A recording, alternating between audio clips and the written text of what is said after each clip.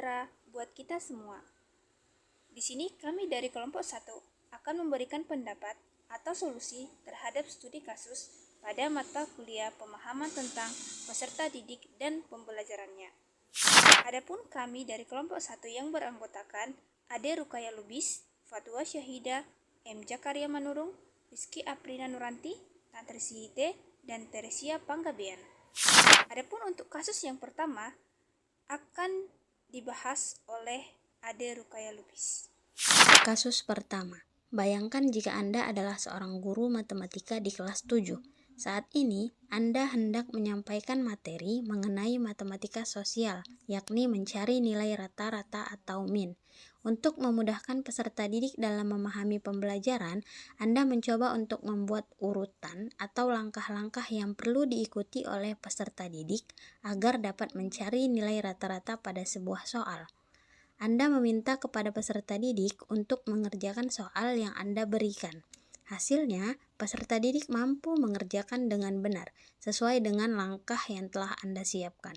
Beberapa saat kemudian, Anda meminta kepada peserta didik untuk mengulangi soal yang sama tanpa melihat urutan pengerjaan soal, dan peserta didik mampu mengerjakannya dengan benar. Pertanyaan: menurut Anda, apa yang membuat peserta didik mampu mengerjakan soal dengan baik pada percobaan kedua tanpa melihat urutan atau langkah pengerjaan soal? Jawaban: berdasarkan hasil diskusi kelompok 7, yang membuat siswa mampu mengerjakan soal dengan baik pada percobaan kedua tanpa melihat langkah pengerjaan soal adalah karena guru sudah memberikan penjelasan materi yang jelas melalui langkah-langkah pengerjaan soal yang diberikan. Guru juga menyampaikan materi dengan bahasa yang mudah dimengerti dan mudah dipahami siswa. Berdasarkan langkah-langkah pengerjaan soal yang diberikan oleh guru, siswa telah memperoleh pemahaman melalui pengalaman langsung melalui penggunaan langkah pengerjaan soal yang diberikan guru saat percobaan pertama di kelas. Pemahaman yang telah diperoleh berdasarkan pengalaman pertama tersebut selanjutnya akan digunakan siswa dalam menjawab soal pada percobaan kedua, sehingga siswa mampu mengerjakan soal dengan benar tanpa melihat urutan pengerjaan soal. Pertanyaan selanjutnya: sebagai seorang calon guru, dalam kegiatan belajar yang seperti apa metode di atas dapat diterapkan? Elaborasi jawaban Anda dengan menyertakan teori yang berkaitan. Jawaban: sebagai calon guru, menurut kelompok kami, metode tersebut dapat diterapkan untuk soal-soal yang sistem pengerjaannya sistematis atau terstruktur pada kasus tersebut, yaitu dengan menggunakan langkah-langkah. Teori yang berkaitan pada kasus tersebut yaitu metode pemberian tugas. Penerapan pembelajaran terstruktur dengan metode pemberian tugas bertujuan untuk meningkatkan kualitas siswa dalam proses belajar mengajar di sekolah, sehingga diperlukan langkah-langkah yang tepat dalam pemberian tugas tersebut. Sehingga guru harus cermat dalam memilih dan menentukan langkah-langkah apa yang tepat digunakan sesuai dengan lingkungan dan kompetensi siswa tersebut dalam kegiatan belajar mengajar di sekolah. Metode pemberian tugas belajar atau resitasi merupakan metode mengajar yang berupa pemberian tugas oleh guru kepada siswa, dan kemudian siswa harus mempertanggungjawabkan atau melaporkan hasil tugas tersebut. Kasus yang kedua, Rina adalah seorang guru di kelas 1 SD. Sebagian besar peserta didiknya belum bisa berhitung dengan lancar. Rina sedang memikirkan cara yang sesuai untuk membantu setiap peserta didik menyelesaikan tantangan belajar. Pertanyaannya, menurut Anda, apa yang dapat Rina lakukan untuk membantu peserta didiknya sesuai dengan tahapan perkembangan usia? Menurut saya, tahapan perkembangan pada usia 6-7 tahun termasuk ke dalam tahap perkembangan kognitif yang disebut pra-operasional. Tahapan ini, anak berpikir pada tingkat simbolik, tapi masih memulai menggunakan operasi kognitifnya. Jadi, pada tahap perkembangan ini, anak mulai berhitung dengan cara sederhana. Sebagai guru, Rina dapat membuat simbolik angka diganti dengan bentuk konkret seperti permen, buah, dan lainnya. Hal tersebut sesuai dengan tahap perkembangan sang anak dalam fase pra-operasional konkret. Selain itu, peran orang tua juga dapat mempengaruhi kemampuan anak dalam tumbuh kembangnya. Yang kedua, mengapa Anda menyarankan hal tersebut? Elaborasi jawaban Anda dengan menyertakan teori yang berkaitan. Perkembangan kognitif adalah tahapan-tahapan perubahan yang terjadi dalam rentang kehidupan manusia untuk memahami, mengolah informasi, memecahkan masalah, dan mengetahui sesuatu. Kognitif dalam literatur lain disebut dengan cognitio, juga diartikan sebagai proses pengenalan terhadap segala sesuatu yang berasal dari lingkungan individu dan menjadikannya bagian tak terpisahkan dari keseluruhan perilaku individu dalam proses kehidupannya. Kemampuan kognitif yang diwujudkan dengan perilaku kognitif.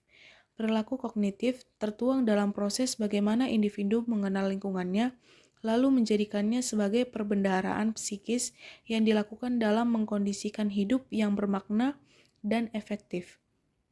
Proses pengenalan lingkungan tersebut dilakukan dengan metode yang pertama mengiindra, yaitu proses mengenal lingkungan dengan menggunakan alat indra, yakni mata untuk melihat, telinga untuk mendengar, lidah untuk mengecap, hidung untuk membau, dan kulit untuk meraba. Sambungan dari proses pengenalan lingkungan. Yang kedua adalah mengamati, yaitu proses mengenal lingkungan dengan memberikan makna terhadap rangsangan yang diterima oleh alat indera berdasarkan konsep yang ada dalam kesadaran. Yang ketiga adalah mengingat atau memori, di mana ini adalah proses mengenal lingkungan dengan bentuk pengungkapan informasi yang telah tersimpan dalam kawasan memori, baik dalam kurun waktu yang panjang maupun pendek. Keempat adalah imajinasi atau fantasi, di mana proses mengenal lingkungan dengan cara membuat konstruksi berdasarkan gambaran yang diperkirakan atau fantasi.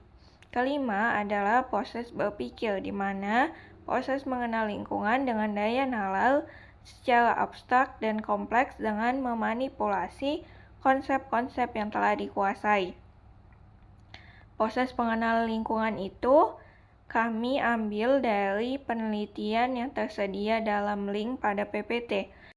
Selanjutnya adalah kemampuan kognitif anak usia 7 tahun atau kelas 1 SD, di mana kemampuan kognitif anak pada usia ini masih pada tahap pengetahuan dan pemahaman yang terbatas, meskipun anak sudah masuk kepada fase operasional konkret. Pada konteks pendidikan, mengacu pada teori taksoni Bloom bahwa pada fase ini anak memasuki jenjang yang paling rendah, yaitu C1 mengingat dan awal C2 yaitu memahami. Tahap operasional konkret terjadi pada rentang usia 7-11 tahun. Pada tahap ini, anak akan dapat berpikir secara logis mengenai peristiwa-peristiwa yang konkret dan mengklasifikasikan benda-benda ke dalam bentuk-bentuk yang berbeda. Kemampuan untuk mengklasifikasi sesuatu sudah ada, tetapi belum bisa memecahkan problem-problem atau masalah yang abstrak. Operasi konkret adalah tindakan mental yang bisa dibalikkan yang berkaitan dengan objek konkret nyata. Operasi konkret membuat anak bisa mengkoordinasikan beberapa karakteristik, jadi bukan hanya fokus pada satu kualitas objek. Pada level operasional konkret, anak-anak secara mental bisa melakukan sesuatu yang sebelumnya hanya mereka bisa lakukan secara fisik, dan mereka dapat membalikkan operasi konkret ini. Kasus ketiga. Made adalah seorang guru yang mengajar di salah satu sekolah negeri di wilayah Bali. Ia mengampu mata pelajaran bahasa Indonesia. Ia hendak mengajarkan materi teks deskripsi pada peserta didiknya. Pada buku cetak yang menjadi panduannya saat mengajar, terdapat beberapa contoh teks deskripsi menceritakan tentang bangunan-bangunan pencakar langit yang ada di ibu kota. Dengan memperhatikan latar belakang setiap peserta didiknya, Made pun mencoba untuk memberikan contoh yang berbeda. Ia memberikan contoh teks deskripsi tentang pantai dan makanan khas di Bali. Pertanyaannya adalah, menurut Anda, apakah pertimbangan dan keputusan Made sudah sesuai? Mengapa demikian? Menurut saya, pertimbangan dan keputusan Made sudah sangat tepat, karena Made memberikan contoh teks deskripsi mengenai sesuatu yang sangat dekat dengan kehidupan peserta didiknya. Made memberikan contoh teks deskripsi tentang pantai dan makanan khas di Bali, karena identitas Bali tidak lepas dari pantai dan juga makanan khasnya. Hal tersebut dapat memudahkan peserta didik lebih memahami materi yang diajarkan MADE. Berbeda halnya apabila MADE memberikan contoh yang berbeda kepada peserta didiknya. Mereka akan kesulitan memahami materi teks deskripsi karena contoh yang disajikan tentang bangunan-bangunan pencakar langit yang ada di ibu kota. Hal tersebut dikarenakan peserta didik tidak terbiasa atau jarang mengamati contoh yang disajikan. Selanjutnya, prinsip apa yang MADE gunakan dalam kasus tersebut? Elaborasi jawaban Anda dengan menyertakan teori yang berkaitan. MADE menggunakan prinsip pembelajaran yang tanggap budaya atau biasa disebut culturally responsive teaching, di mana pembelajaran tersebut dapat memperkokoh identitas budayanya. Peserta didik tidak hanya mencapai kesuksesan akademisi, tetapi juga mampu mengembangkan dan memiliki kompetensi budaya sehingga peserta didik mampu memiliki kesadaran kritis dan dapat berpartisipasi dalam merombak tatanan sosial yang tidak adil. Pengajaran dan pembelajaran secara kebudayaan responsif. Sebagai makhluk budaya, manusia tidak dapat dipisahkan dari konteks sosial kultural yang melingkupnya. Meskipun selama beberapa dekade, pandangan positivistik berupaya mereduksi pilihan-pilihan manusia pada pertimbangan logis. Namun, realitasnya menunjukkan kebalikannya. Pilihan-pilihan yang dilakukan manusia pada substansinya merupakan aktualisasi dari pengaruh lingkungan dan perspektif yang melingkupnya. Keputusan mengenai kebermaknaan tindakan, misalnya, merupakan hasil simbiosis antara dimensi personal dengan nilai-nilai sosial yang berlaku. Salah satu gagasan inovatif dalam upaya menjembatani pendidikan dan konteks sosial budayanya tertuang dalam gagasan pendidikan tanggap budaya atau cultural responsive atau relevan pedagogi. Culturally responsive pedagogi atau selanjutnya dipakai singkatan CRV berpijak pada premis bahwa landasan budaya memainkan peran dalam membentuk gaya belajar, pada gilirannya menuntut adanya pengajaran yang sejalan dengan lensa budaya tersebut. Berdasarkan Villages tahun 1991 dan Provenzo dan kawan-kawan tahun 2009.